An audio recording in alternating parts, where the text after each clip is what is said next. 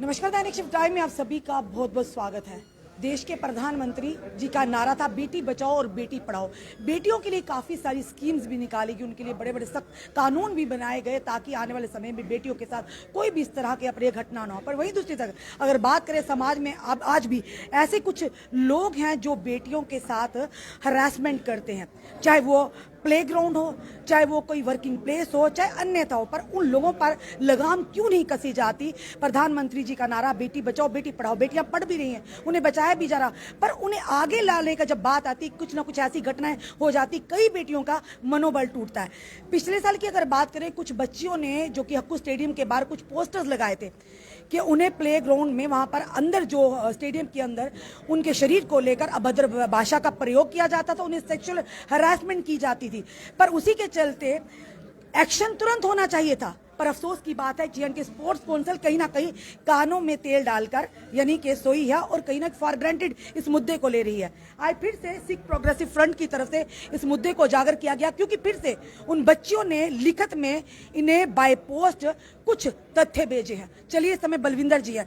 बलविंदर जी, बड़े अफसोस की बात है, जिस देश के प्रधानमंत्री जी बेटियों को बचाने की पढ़ाने की बात करते हैं, पर कुछ लोग इस तरह के जो नकाब डालकर बैठे हैं हमारी ही बेटियों के साथ इस तरह से अश्लील हरकतें करते हैं, अभद्र व्यवहार करते हैं और उन पर कार्रवाई नहीं होती। क्या लगता है कि रसूखदार आज भी बच रहा है? देखिए रश्मि जी, पहले मैं बता दूं, जो मेरे साथ बैठे हैं सारे सीनियर फॉरवर्ड नेशनल प्लेयर्स हैं, इंटरनेशनल अंपायर रहे हैं, इंटरनेशनल अंपायर रहे हैं, नेशनल 8-10 साल खेल चुके हैं। दर्द होता है जब हॉकी के बारे में ऐसी चीज़ सुनते। पहले तो पिछले 25 साल में जिनके पास हॉकी है उन्होंने जम्मू में हॉकी का बेड़ा गर्क कर दिया, कोई नेशनल प्लेयर नहीं खेला, इंटरनेशनल प्लेयर नहीं खेला, वो भी दुख था कहीं, उसके भी हम बहुत बार बोले।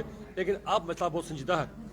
आज से आज आपको भी रश्मि याद होगा, शायद आप भी बड़ी दौड़ते हुए हम पहुंचे थे, लेकिन तब तक उस पार्टी ने वहां से पोस्टर उठा, बच्चियों ने सेक्सुअल हरासमेंट के पोस्टर लगाए थे वहां पर, तो हॉकी JNK वालों ने इमीडिएटली दौड़ के भाग के वहां से जाके हक्कू स्टेडियम में लगाए थे और कहा ग्रीनफील्ड स्कूल के पास, उन्होंने वहां से उसको निकाल दिया था। तो कहीं पर एक्चुअली बात क्या है, बच्चियां घबराती हैं। हमारी कंजर्वेटिव सी सोच है, कंजर्वेटिव सोसाइटी है, सोचती है अगर कहीं बार कंप्लेंट पे आएंगे, कुछ ऐसा करेंगे, उनका जीना मुश्किल हो जाएगा, कल कैसे सोसाइटी को फेस करेंगे। लेकिन स्पोर्ट्स काउंसिल को चाहिए था उन बच्चियों को बैठ के काउंसलिंग करते, बैठ के अंदर खाते बैठा के पूछते, क्या बेटा क्या आपने जो कहा है इसमें सच है, तो वो कहीं ना कहीं उसको इग्नोर नजरअंदाज कर दिया गया। क्योंकि मैं कहूँगा ये एक बहुत बड़ा माफिया है, हॉकी JNK में बहुत बड़ा माफिया है।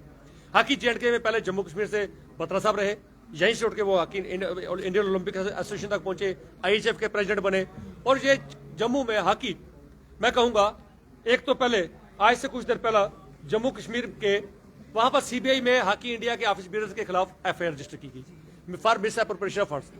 उसमें नरेंद्र बत्रा का भी नाम आया और उसमें राजिंदर सिंह कुकू, जो उस वक्त सेक्रेटरी जनरल थे हॉकी इंडिया के, आज वो यहाँ पर senior vice president hockey JNK के, उनके खिलाफ तब भी इसमें उनका ये नाम अब देखोगे, ये दूसरा नाम उनका है, राजिंदर सिंह जी कुकू, ये FIR है, ये FIR है CBI का, न्यू दिल्ली में ये CBI ने रजिस्टर किया।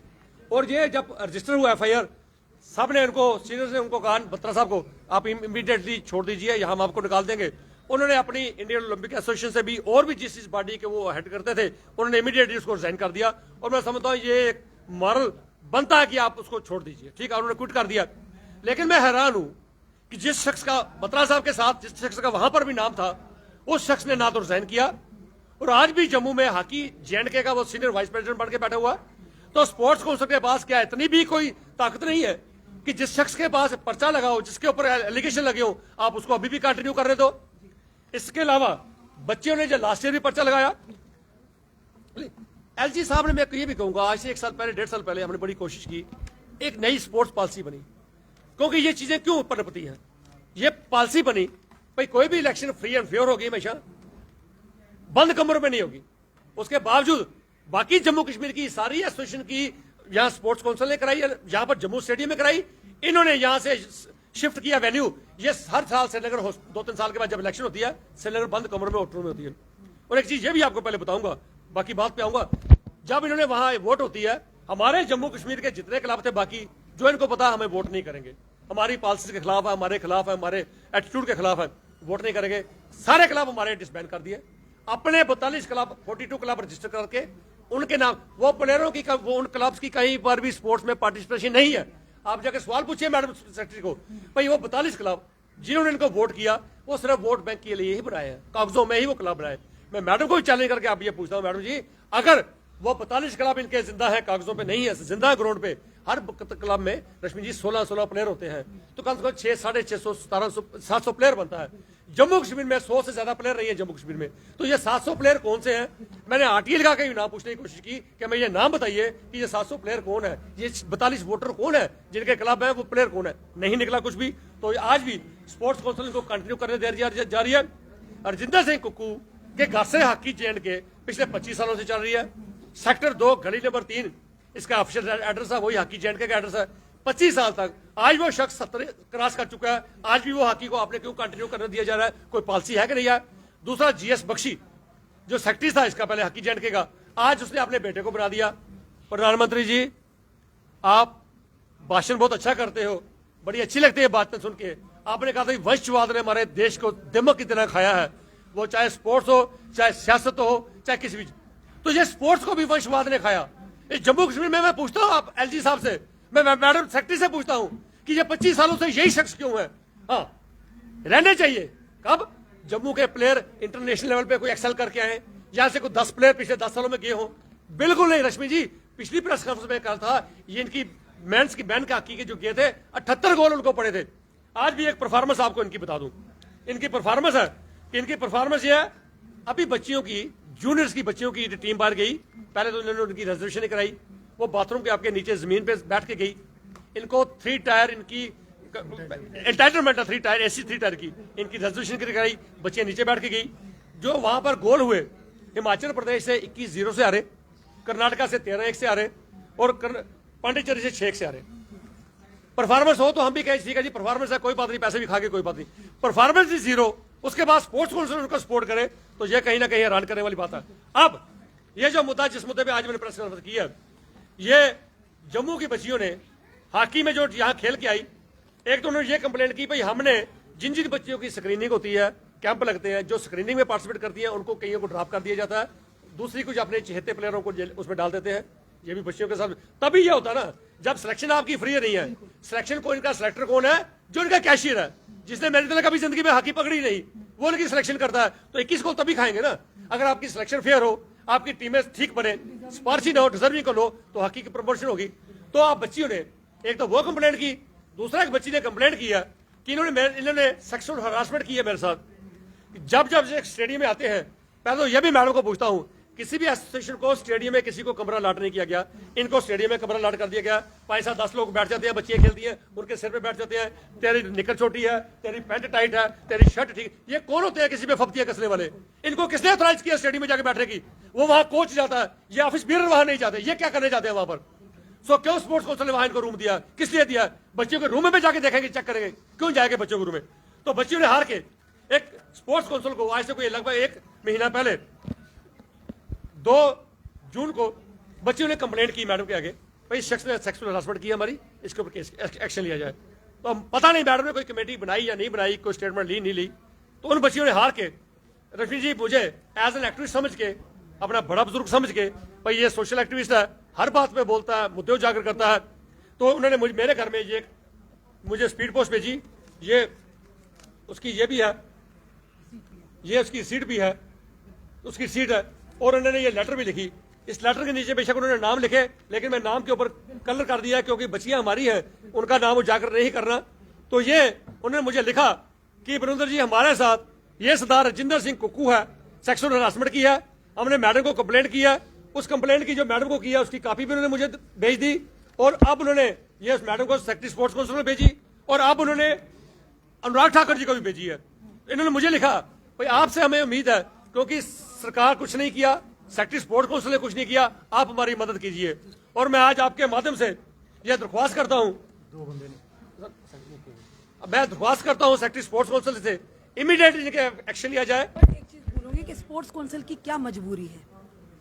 वो कहते हैं ना, फिर वो शेयर वही आता है, कुछ तो मजबूरियां रही। मैम तो खुद एक महिला है, क्या उन्हें महिला की उन बच्चियों की परेशानी का या उनकी गर्मी से कोई लेना देना? मैं ये कहूंगा कि क्योंकि नरेंद्र बत्रा जी बड़े इन्फ्लुएंशियल आदमी है, दिल्ली तक हर सियासी जमात में उनकी बहुत बड़ी जो असमत है उसके साथ खिलवाड़ हो तो कोई भी। जहां तक बच्चियों की बात आती है, इसमें 0 टॉलरेंस पॉलिसी हमारे देश के प्रधानमंत्री जी भी कहते हैं और बाकी भी कहते हैं, लेकिन ग्राउंड भी ये दिखनी चाहिए। ठाकुर भी जी तो उसी पार्टी से ना जिससे नरेंद्र मोदी जी हैं, जो देश के प्रधानमंत्री हैं, तो फिर उन्होंने तो संज्ञान लेना चाहिए ना। लेकिन ये चीजें कहीं हुई नहीं, इसलिए बच्चियों ने भेजा है। आज मैं सेक्रेटरी स्पोर्ट्स काउंसिल से भी ये दरख्वास्त करता हूँ, मैडम जी अगर आपको ये कंप्लेंट पहुंची थी एज ए फीमेल होने के नाते, और बड़े आप डायनेमिक लीडर हैं, डायनेमिक अफसर हैं, कि आपको ये मैं कहता हूँ कि इन बच्चियों की कंप्लेंट के ऊपर एक्शन लिया जाए। इमीडिएटली उस शख्स को, रजिंदर सिंह कुक्कू को इमीडिएटली रिमूव किया जाए, हॉकी J&K को डिसबैन किया जाए, हॉकी में के जम्मू में जो फॉरवर्ड प्लेयर्स हैं उनको इन्वॉल्व करके एक अडाक कमेटी बनाई जाए। क्योंकि जब दिल्ली में हुआ था, जब बत्रा साहब को FIR में नाम आ गया, उन्होंने रिजाइन किया, हॉकी इंडिया ने अडाक कमेटी बनाई, वो उसके डे टू डे अफेयर्स देखती थी।